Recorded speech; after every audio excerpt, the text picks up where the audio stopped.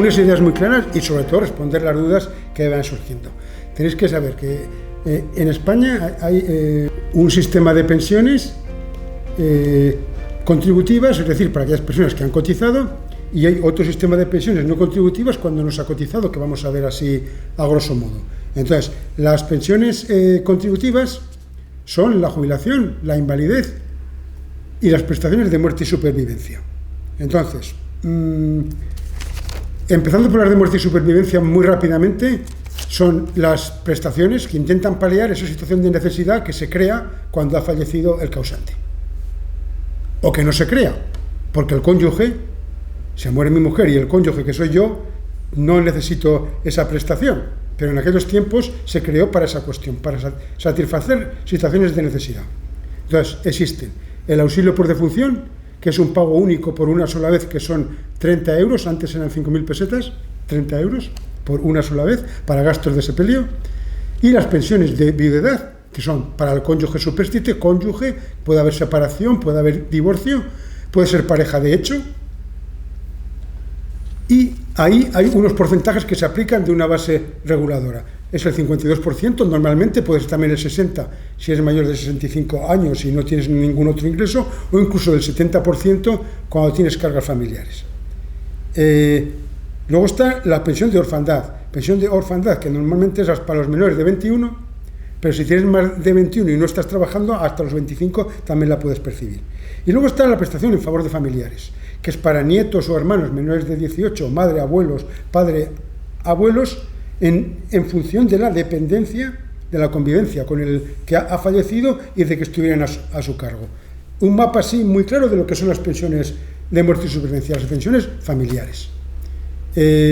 Paso a hablar ahora de las pensiones de invalidez permanente. Las pensiones de invalidez permanente son unas pensiones que lo que hacen es garantizar unos ingresos a una persona que ha tenido una reducción anatómica o funcional, que ha tenido un problema físico o un problema mental que le impide trabajar. Pues eso es, en síntesis, las pensiones de invalidez permanente. Hablemos de este tema. Esto no es una prestación por enfermedad, no, eso puede ser una incapacidad temporal, no, aquí estamos hablando de pensiones, no de prestaciones de incapacidad temporal. Cuando termina la incapacidad, termina esa prestación. Estamos hablando de pensiones permanentes. Entonces tenemos por un lado la incapacidad parcial, que es cuando hay menos del 33% de que una persona tenga esa reducción de tema físico o de tema psíquico, pero que puede seguir realizando su profesión habitual. Está la invalidez permanente total, la absoluta y la gran invalidez. Digo, para que nos suenen los nombres. La incapacidad permanente total es cuando una persona no puede realizar su profesión habitual. La absoluta es cuando esa persona no puede realizar ningún trabajo, y la gran invalidez es cuando, además de no poder realizar ningún trabajo, necesita de otra persona para los actos más elementales de la vida, como es comer, vestir, desplazarse. Lo digo así en síntesis para que nos aclaremos, para que tengamos los conceptos más o menos claritos y que después sepamos realmente de lo que estamos hablando. Y luego está las prestaciones no contributivas que decía antes, que son de invalidez y de vejez y de jubilación, no contributivas. Son las dos prestaciones que hay. Aquí lo que se piden es una discapacidad en torno al 65%, no tener derecho a otras prestaciones por no tener ingresos suficientes y al menos haber residido 5 años en España, 2 consecutivos anteriores al hecho causante. Estoy mezclando lo que es una prestación de invalidez no contributiva para que veamos un poco las diferencias. No solo se trata de que no hayas cotizado, has podido cotizar, pero si no tienes ingresos suficientes y una discapacidad en torno al 65%, puedes, como digo, percibir esta presión de invalidez no contributiva. Una de las preguntas que se me habían hecho con anterioridad era qué pasa cuando tengo esa pensión de incapacidad, pero voy a cumplir la edad de jubilación. Pues lo que pasa es que tu prestación sigue siendo la misma, pero que cambia la denominación. En vez de llamarse, por ejemplo, pensión de invalidez total, ahora se llamará pensión de jubilación derivada de invalidez total. Pero no cambia nada. Quiero decir que no cambian importes ni cambia nada. Es solamente la denominación, nada más. Y si estamos hablando de una incapacidad permanente total, aquí sí que hay un cambio cuando cumples 55 años, que el porcentaje pasa del 55% al 75%. Eso sí que es un cambio.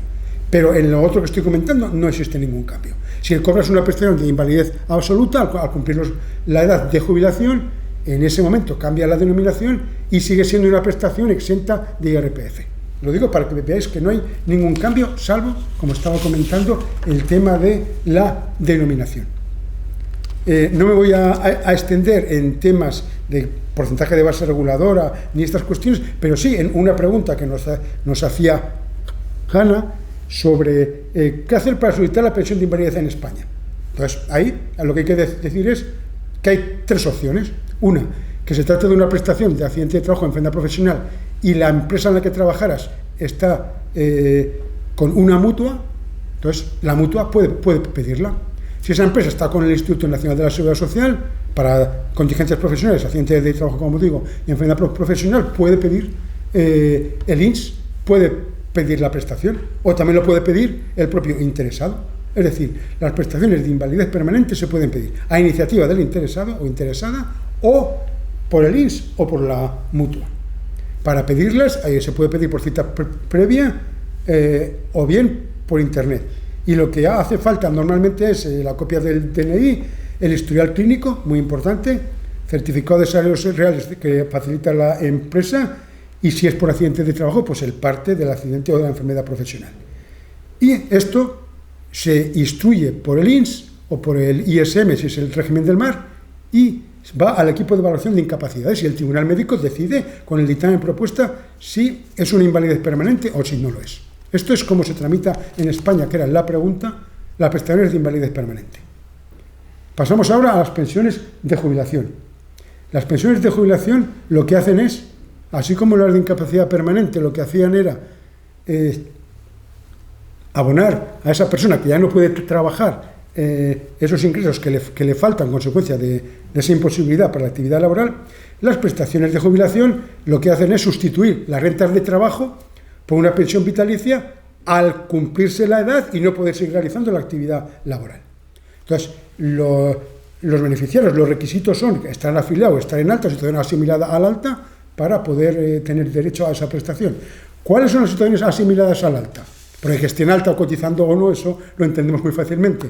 Pues mira, os leo, pues son que está en desempleo, que en excedencia forzosa, en excedencia por cuidado de hijo de menor acogido de otros familiares, porque se ha trasladado el trabajador por la empresa fuera del territorio nacional, porque hay un convenio especial al no tener actividad laboral, periodos de inactividad para los trabajadores de temporada, incapacidad temporal, que ya ha desaparecido el contrato, se ha extinguido, pero sigue en incapacidad temporal. Es decir, todas estas cuestiones son las que son asimiladas a alta y, por tanto, posibilitan el poder pedir la prestación de jubilación.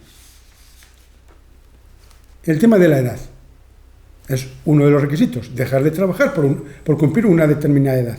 La edad en España hoy es dependiente de las cotizaciones que tengas. Si tienes 37 años cotizados y 3 meses o más, repito, en el año 2021, 37 años cotizados y 3 meses o más, la edad de jubilación son los 65 años.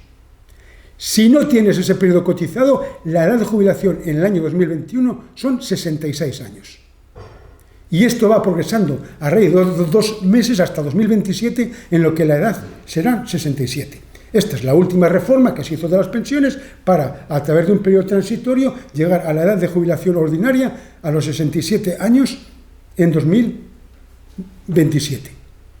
Y en el Estatuto de los Trabajadores se indicó en su momento, en el año 80, que la edad de jubilación forzosa era los 65 años. El Tribunal Constitucional, indicó que no había edad de jubilación forzosa. Hay una jubilación, una edad ordinaria, pero no forzosa. Esto quiere decir que si el empresario y el trabajador quieren seguir con esa relación laboral, pueden hacerlo y no existe ningún límite. Esto que nos quede claro. Entonces, repito, edad ordinaria en 2021, si has cotizado 37 años y 3 meses o más, 65. Si has cotizado menos de esos años, 66 años. Y así nos queda clarito esa edad. ¿Qué más se exige en una pensión de jubilación en España? Se exige una carencia general de años cotizados, que son 15 años. Y se exige que al menos 2, que es la carencia específica, la carencia general son los 15 años, la carencia específica son 2 al menos entre los 15 últimos, anteriores a producirse el hecho causante. ¿Cuándo se produce el hecho causante? Pues se produce cuando cesas en la actividad laboral y cumples los requisitos de edad, como hemos comentado. Pero si estás en una situación asimilada al alta, se produce cuando se presenta la solicitud. Alguna excepción en la ciencia forzosa, pero me voy a centrar en lo máximo. Hablamos antes de porcentajes a aplicar a una base reguladora para calcular la pensión. Evidentemente esto siempre ha sido de 35 años, 100%, pero esto ya no es así.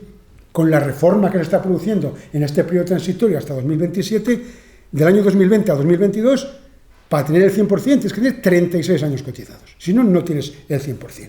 Lo digo por así nos vamos situando en esta escala. A ver, debemos tener claro que se trata de que todos los países intentan modificar su normativa regulatoria, sobre todo de la jubilación, para intentar acompasarla a los nuevos tiempos, que son menos personas cotizantes en un sistema de reparto como el nuestro, en el cual las pensiones se pagan con lo que cotizan las personas que están en activo, menos personas cotizantes, mayor edad de esperanza de vida. Entonces, esto hace que haya que, de alguna manera, acompasar esa cuestión. Luego comentaré lo que se ha hecho este lunes, un acuerdo sindicatos, empresarios y gobierno para avanzar en estas mejoras, en estas modificaciones del sistema de pensiones, pero digo, se ha hecho necesario realizar estos ajustes que estoy comentando. No quiero meternos en cifras de la base reguladora, pero en 2021 se calcula con unos años, a partir de 2022 se tienen en cuenta 300 meses dividido entre 350 y ya se toman 25 años cotizados, es lo que se va a tomar, no toda la vida laboral. Se toman 25. En 2021 se toman 24, a partir de 2022 ya son 25 años. Se toman las bases de todos esos meses de los últimos 24 en su valor nominal y las anteriores a esos últimos 24 meses se actualizan con el IPC. Si hay meses en los que no hay cotizaciones, se integran las lagunas. ¿Cómo se hace esto? Aplicando la base mínima en esos periodos, pero solo 48 mensualidades. Si hay más de 48 mensualidades de lagunas, es decir, de meses en los que no se ha cotizado, el resto se hacen al 50% de la base mínima. El porcentaje aplicable que decía antes, que va a ser el 36%, con 36 años el 100% en este año, es a 15 años el 50% y luego se va incrementando con el 0,19 o el 0,18 según los meses, que no voy a entrar ahí porque ya sería complicarlo. Y por supuesto, ese porcentaje, para llegar al 100%, incluso superarlo, se puede incrementar con el complemento por maternidad, que ahora ha sido sustituido por el complemento para reducir la brecha de género. Y también por porcentaje adicional por jubilarte a una edad superior a la que te correspondía. ¿Qué efectos económicos tiene la prestación de jubilación? Pues, si estás en alta, al día siguiente. Te jubilas hoy, mañana empiezas a cobrar la prestación. Tienes un plazo de 3 meses. Es decir, que si yo me jubile en enero y lo pido ahora, no me van a pagar desde enero, me van a pagar 3 meses de retroactividad desde la fecha de hoy. Pero si lo pides dentro de ese plazo, 3 meses antes o después, a la fecha en la que te jubilas, cobras a partir del día siguiente. Y cuando no estás en alta o estás en situación asimilada, cobras al día siguiente de presentar la solicitud. Las pensiones se revalorizan según el IPC, en el 0,9% en 2021. Hay un tope máximo de pensión, no se puede cobrar más de 2.707,49 euros mensuales. Si cobras una pensión de gran invalidez, puedes cobrar eso más el 50%, que es la pensión de gran invalidez, por ejemplo. Las pensiones derivadas de actor de terrorismo no tienen ese tope máximo. Y después, para las pensiones que no lleguen a una determinada cantidad, se aplican los complementos por mínimos, si no tienes otros ingresos, y que, por ejemplo, por citar aquí en la jubilación, con cónyuge a cargo, es decir, cuando tu cónyuge no recibe ingresos o lo recibe por debajo de una cantidad, son 851 euros mensuales. Pero, sin embargo, si es con el cónyuge que no está a cargo, pues son 654. Digo, para que veamos las diferencias. Muy similares en las incapacidades permanentes, 797 con cónyuge, 609 sin cónyuge. Las viudedades también, dependiendo de los porcentajes, pueden ir por ahí. Y la pensión, las no contributivas de jubilación e invalidez son de 402,80. Parecerán muchas cifras, pero os las voy diciendo para que tengáis un poquito la idea de cuáles son las cuantías. Y las pensiones del SODI, que son 441,70 euros. La pensión de jubilación es incompatible con el trabajo por cuenta ajena y por cuenta propia. Si trabajas por cuenta ajena, por cuenta propia o en el sector público, no puedes percibir la prestación. No obstante, hay excepciones. Cuenta propia, si ganas menos del salario mínimo, la jubilación parcial o flexible, si has superado el 100% de la base o tienes el 100% de la base reguladora, entonces puedes reducir la pensión al 50% y seguir trabajando. Que hay la regla general es la incompatibilidad, pero hay, como digo, distintas excepciones. Hay distintos tipos de jubilación. Yo no quiero aburriros con esos temas, pero está la jubilación normal, que es la que cesas la actividad laboral, la parcial, que es la que compatibilizas la jubilación con un trabajo a tiempo parcial, hay una reducción entre un 25 y un 50% de reducción de jornada, la anticipada, que es aquella que solicitas antes de la edad ordinaria de jubilación. Tienes que tener 2 años en la ordinaria, pero también es posible que sea otros años si te han despedido. En fin, hay una serie de cuestiones ahí que hay que valorar y yo simplemente os quiero decir por encima. Hay una jubilación flexible, que es cuando minoras la pensión en proporción inversa a la reducción de la jornada de trabajo, porque sigues trabajando.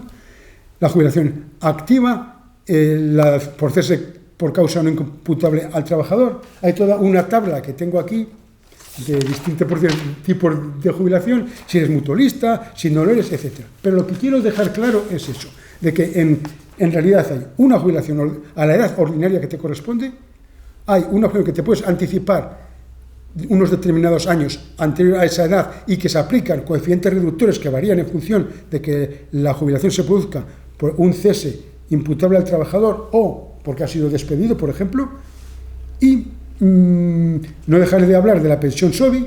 La pensión SOVI se paga de antiguo seguro obligatorio de vejez e invalidez, con que tengas un día cotizado o trabajado al retiro obrero, que es antes del año 39, o 1.800 días antes del año 67.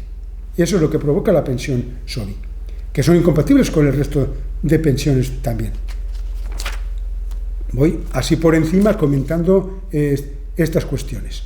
Había una pregunta que decía que residiendo en España, traslado de la pensión danesa, en España la retención es eso que ha empezado a explicar mi compañera María. A ver, nosotros no somos expertos en temas fiscales. Lo que sí que lo somos es en qué se aplican las pensiones españolas. A las pensiones españolas se le aplica cuando se cobran en el extranjero, se les aplica un porcentaje, que va hasta 12.000 euros, un 8%, y a partir de ahí hay unos porcentajes en función del volumen de la prestación. Y esto es así, y es una retención a cuenta. ¿Qué hace la agencia tributaria? ¿Qué hace las diputaciones forales en el País Vasco y en Navarra? Y que se realiza precisamente para retener a cuenta. Luego podrás realizar la declaración correspondiente en España del impuesto sobre la renta y quedará o tendrás que pagar o devolver, etcétera, lo que corresponda. Esto simplemente es una retención a cuenta. ¿Qué pasa en Dinamarca, como ha contado María? En Dinamarca cuando es una pensión danesa, lo que hace es retener una cantidad, que van en torno es el 44%, lo que se abona normalmente, aquí van en torno al 36%. En torno, no es el 36%, y eso es lo que se retiene en Dinamarca. Muy bien.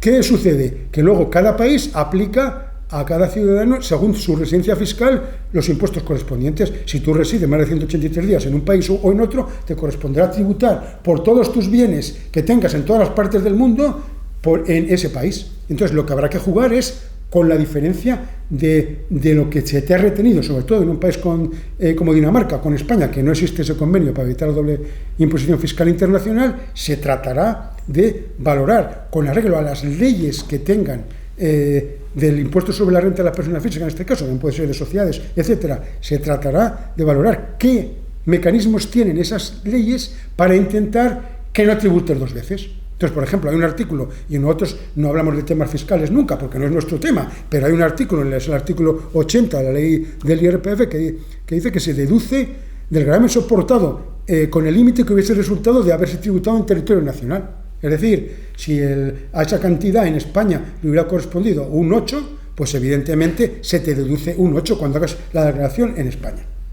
Y también recordad que la residencia en España, cuando se reside, cuando estás en estancia en el extranjero, residiendo en España, digo, más de 90 días, cambia todo.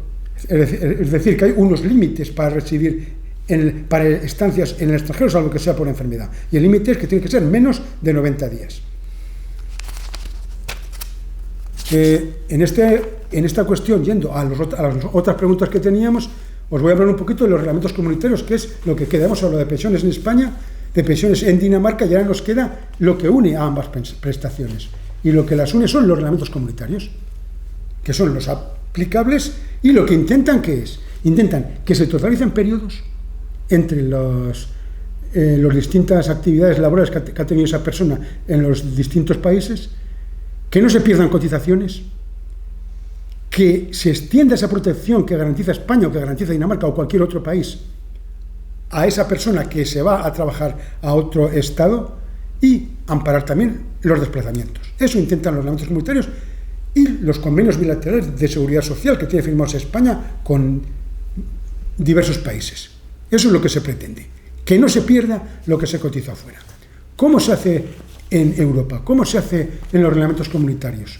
Pues lo que se hace es que se aplican también al espacio económico europeo, Islandia, Liechtenstein y Noruega, y también a Suiza. Y se aplican a los miembros de la familia y a los supersídios de los anteriores también, no solo a las personas que trabajen. Y también se aplican a los ciudadanos, aunque no sean europeos, que han trabajado en España y, por ejemplo, y en otros países, salvo Dinamarca. Dinamarca no aplica a ciudadanos de terceros países.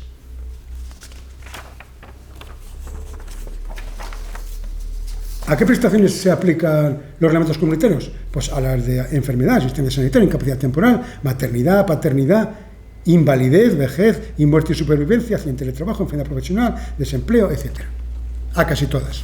Lo digo para... Entonces, lo que hay que tener en cuenta aquí es, y voy ya al meollo de la cuestión, es que ¿cómo se protege a ese ciudadano que ha trabajado en distintos países? Pues se le protege pudiendo sumar los periodos de seguro o de empleo o de residencia.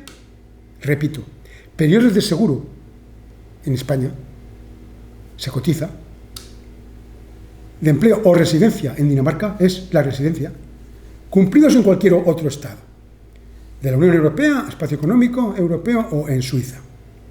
Y además esas prestaciones se pueden percibir en cualquier país del Espacio Económico Europeo, Unión Europea y en Suiza.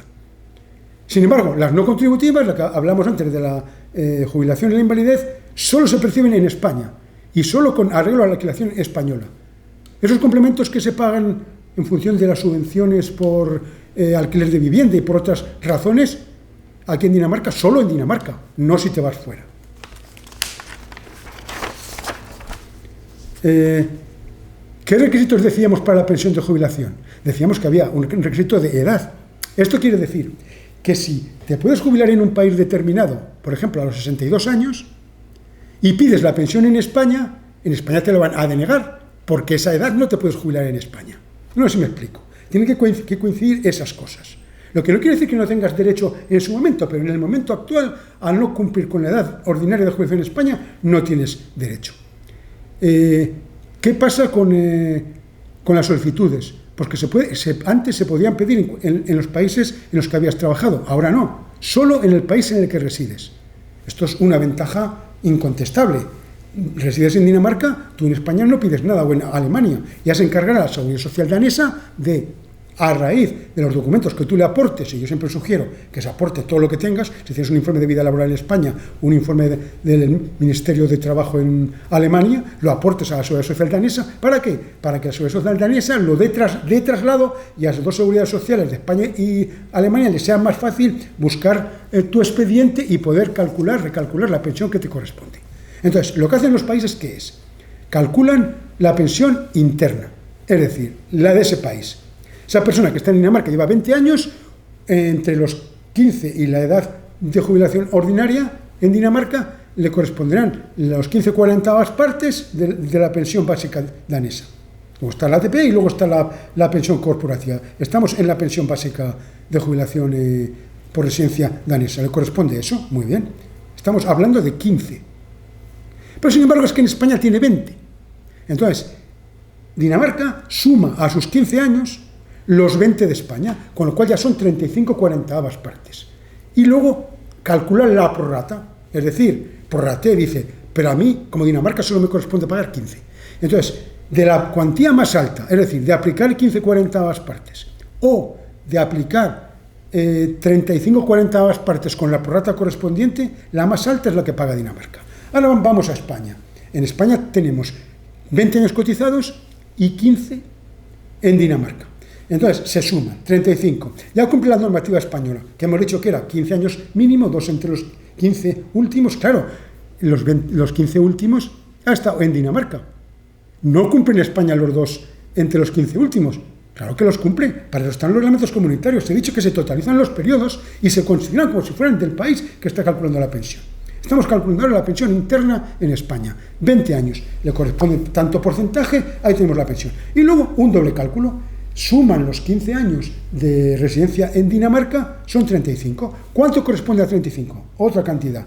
Se halla la prorrata correspondiente, si fueran 20 y 20 sería el 50% de prorrata, para que nos entendamos. Y se aplica la cuantía superior. Eso es como se calcula. Esto es, en síntesis, lo que suponen los reglamentos comunitarios. Es decir, la forma de proteger a ese ciudadano, a esa ciudadana que se ha ido a otro país a trabajar. Una de las preguntas decía que tenemos 15 años de cotizados en el RETA, en el régimen especial de trabajadores autónomos, y en Dinamarca le han rebajado los años vividos en España de la pensión concedida. ¿Cómo puede tenerse el porcentaje? No. En Dinamarca no han rebajado nada. Perdón, salvo error, que entonces sería cuestión de que nos comentarais el caso concreto para ir a la Seguridad Social danesa y que revisara la cuestión. No. En Dinamarca lo que hacen es computar sus años y hacer el doble cálculo que estamos comentando. Pero a la vez esta persona puede pedir en España la pensión de jubilación por el régimen de trabajadores autónomos. Supongamos que no tiene 15, que tiene 10. O sea, no llega al requisito de los 15. 10, pero en Dinamarca tiene más. Se suman también para totalizar esos periodos. Con lo cual, lo que tiene que hacer al pedir la pensión en Dinamarca, por la aplicación de los reglamentos comunitarios, es también pide también la pensión de España para que la Seguridad Social danesa lo traslade. Otra pregunta era pensión calculada por los vividos de los años cotizados 35, pensión completa, cálculo entre los dos países, pues es lo que hemos comentado. Son las normas de recálculo de los reglamentos comunitarios, que se basan en que en los países en los que se solicita la prestación solo se piden uno, pero luego se traslada por ese organismo de seguridad social del país de residencia a los otros países, se tenga primero la edad ordinaria de jubilación. Si no se tiene, y es una jubilación anticipada y se cumplen los requisitos, habrá unos coeficientes correctores. En segundo lugar, el periodo que se exige para poder tener derecho a esa pensión. Y luego ya se aplican los cálculos, el doble cálculo, el de la pensión interna y el de la prorrata sumando los años del otro país o de los otros países. Otra pregunta era pensión por enfermedad en España, más otra en Dinamarca. 63, a llegar a los 65, lo comentaba antes, únicamente cambio de denominación en España. Incremento por tener al cónyuge, los temas del emigrante retornado que se planteaban en esta cuestión. Vamos a ver, en España, además de la pensión no contributiva que hemos comentado antes, y que yo siempre miro el importe para no confundirme, porque me armo un taco, que son 402,80, existe el ingreso mínimo vital, la renta activa de inserción, que son otras prestaciones, pero claro, se conceden si no tienes otra. Y luego, no hay ayudas para el tema de vivienda a los retornos. A los retornos se les paga en subsidio, como digo, en base a estas ayudas que estamos comentando. Si estás por encima, no se abonan. No obstante, en un caso concreto, pues tendríamos que valorar, esta pregunta la hizo Pilar, valorar realmente el caso concreto para ver qué se puede hacer. Yo lo explico aquí. Y luego, quería comentar por último, antes de terminar, que ya me estoy enrollando mucho, lo hago a propósito para que no hagáis preguntas, esto es fácil, y no me pilléis con el paso cambiado. Es el nuevo pacto de pensiones que han llegado el gobierno con los sindicatos y los empresarios para que posiblemente, fue ayer, posiblemente en el Consejo de Ministros del próximo día 6 de julio, el martes que viene, se presente un proyecto de ley sobre este tema. Entonces, en principio, ¿cuál es lo que he visto que es lo más significativo? Pero sin perjuicio de los detalles que surgen. Ya digo, esto es una norma en ciernes. El proyecto de ley tiene que ir al Congreso y al Senado para que tramitarse parlamentariamente.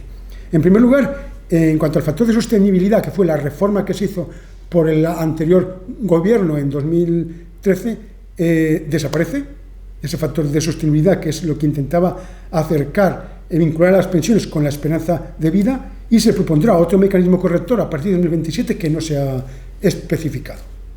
Por otro lado, el alza de los precios, que sabéis que estaba en el 0,25%, y que a raíz de leyes de presupuesto y de otras normativas, de decretos leyes, se ha ido acomodando al IPC, ahora ya se fija en la ley que el alza se hará en función del IPC.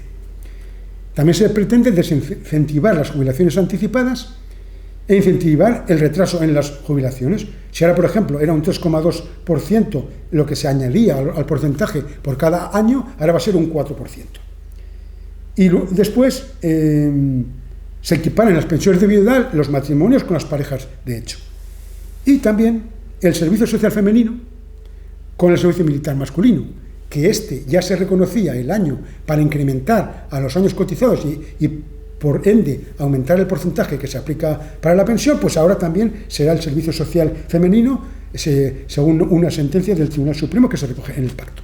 Esto es, a grosso modo, un resumen de lo que supone las pensiones en España, con especial referencia a la jubilación.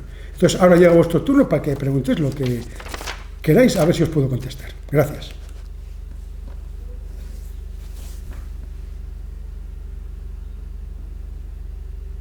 Hola. Hola. Soy Virginia. Mi pregunta es la siguiente. La última vez en la última videoconferencia mencionaste el tema de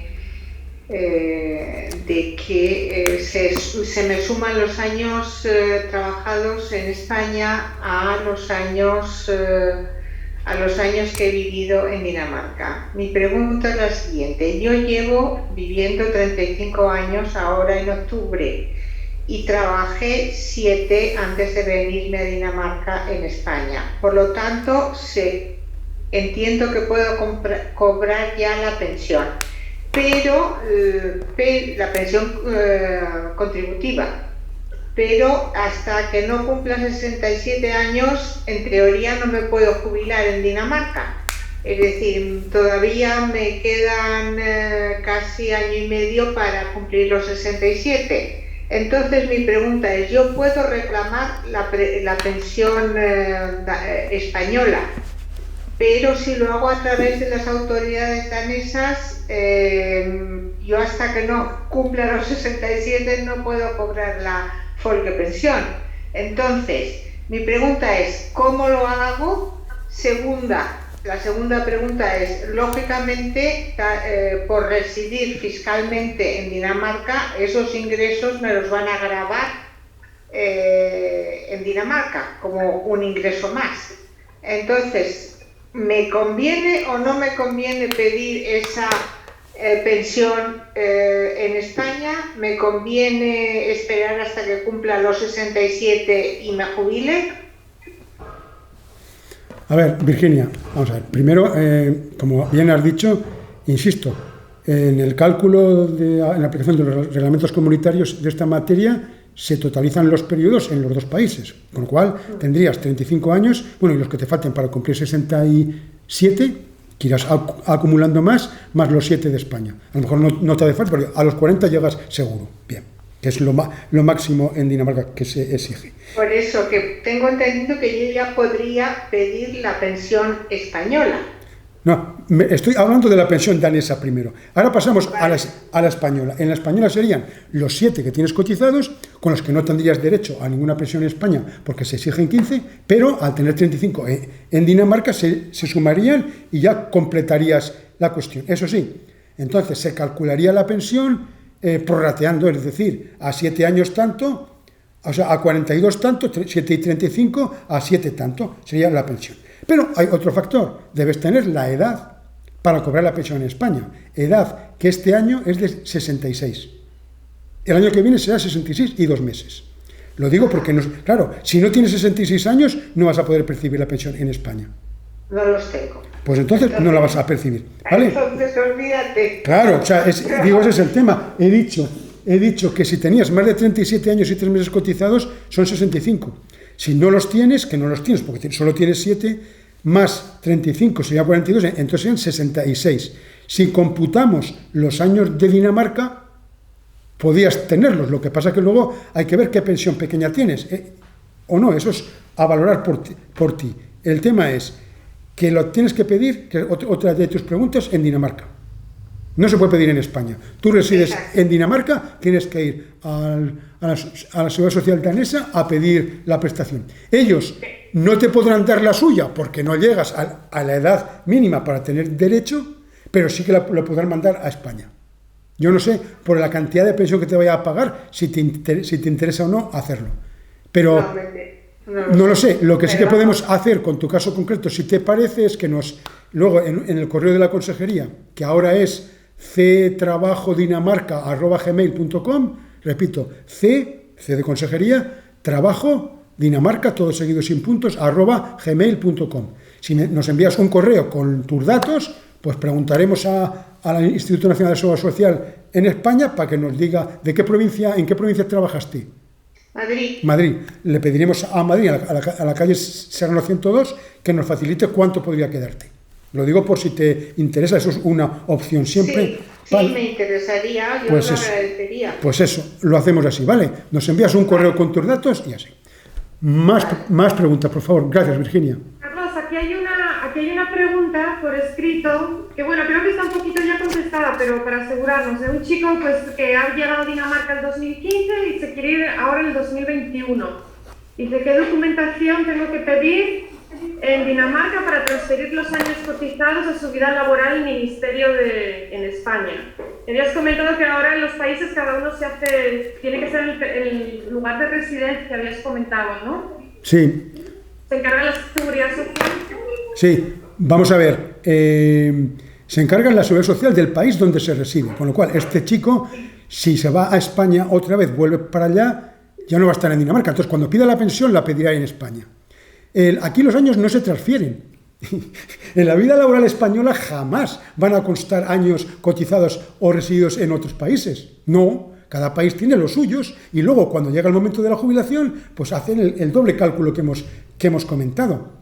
Lo que sí que puede hacer es pedir uno que se utiliza para temas de desempleo, para que Dinamarca, donde no existe la vida laboral, que sí que existe en España, pero en Dinamarca no, le pueda reflejar algunos datos por si los quiere conservar. Eso es lo único que se me ocurre. Pero no hay vida laboral en Dinamarca, como digo, y el U1 le podría servir, que es el que se usa para los temas de desempleo, le podría servir para tener ahí anotados esos periodos. Pero lo que tiene que hacer cuando después, en un futuro, se vaya a jubilar, si sigue residiendo en España, lo pedirá a la Seguridad Social Española, al INS, y el INS enviará la comunicación a Dinamarca para que compute lo que tenga que computar y en base a los años que tenga, las totalizaciones que hemos comentado, pueda realmente aplicar la pensión correspondiente. Hola. Hola, ¿qué tal? ¿Me escucha? Sí. Hola, estoy por ahí. Mire, yo soy la que le ha hecho la pregunta por mail sobre mi marido, Sí. danés. Trabajó 15 años como autónomo en España. Él ha llegado a la jubilación en Dinamarca.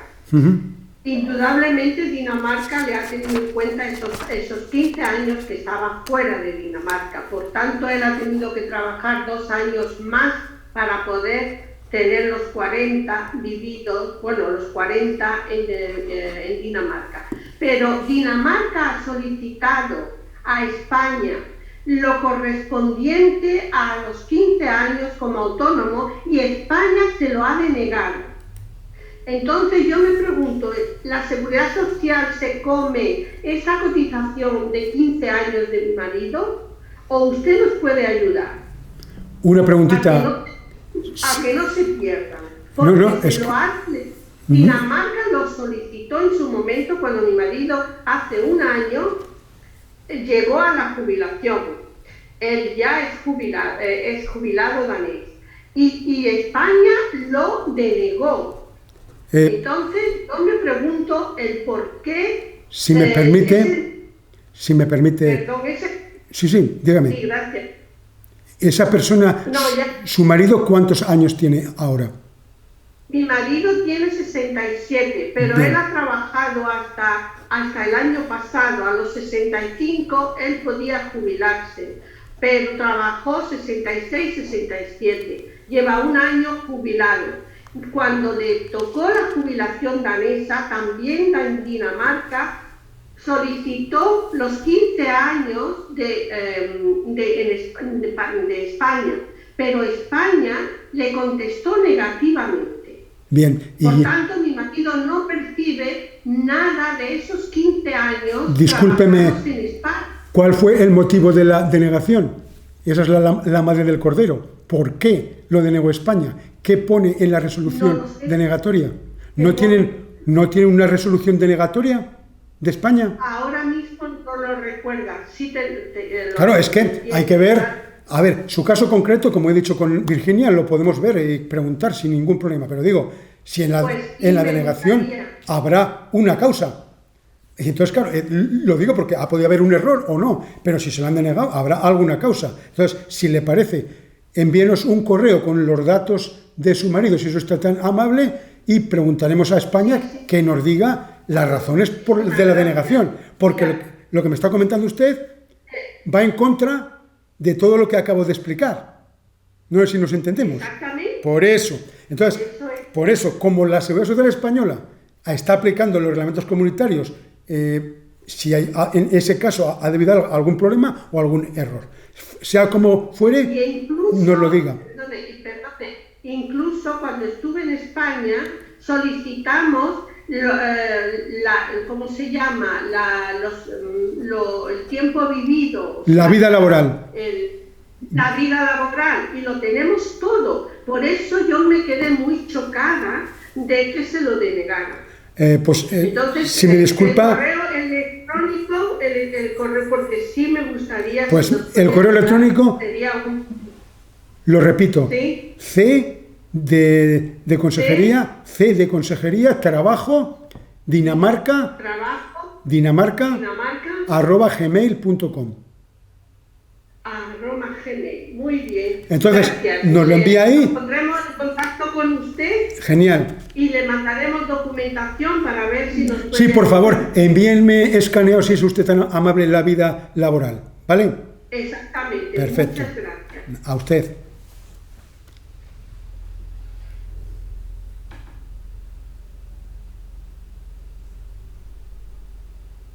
Si no pregunta nadie, ya pregunto yo, a ver si lo habéis entendido. ¿No, Pedro? Claro. Pedro dice que sí. Silencio absoluto significa que ya está todo aclarado, Carlos. ¿No? Que lo has explicado todo muy bien. No, sí, lo explico. Otra pregunta pilone.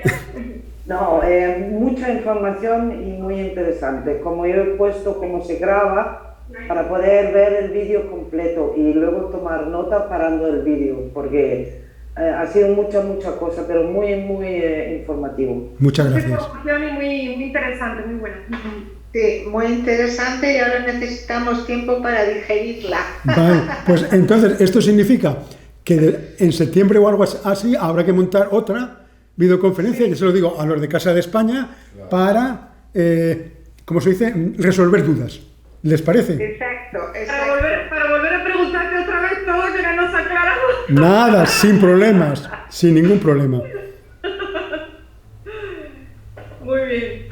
Muchas gracias, Carlos. Gracias. Te mandaré el mail con la información mía. Perfectamente. ¿Quién es ella? Porque Muchísimas gracias. ¿Quién es ella? Nada. ¿Quién es ella? Pues es Virginia. un gusto poder tener una cosa así, porque cuando uno vive aquí ya tantos años, uno pierde el hilo y no sabe ya quién es quién. La cosa es que uno le parece mentira que ha trabajado toda su vida, primero en España, luego en Dinamarca, y al final las pensiones son tan pequeñas que uno piensa, y bueno, ¿y ahora qué?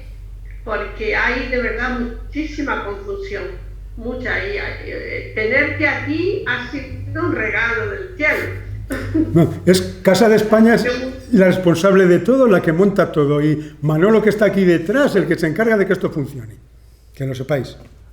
Pues estupendo.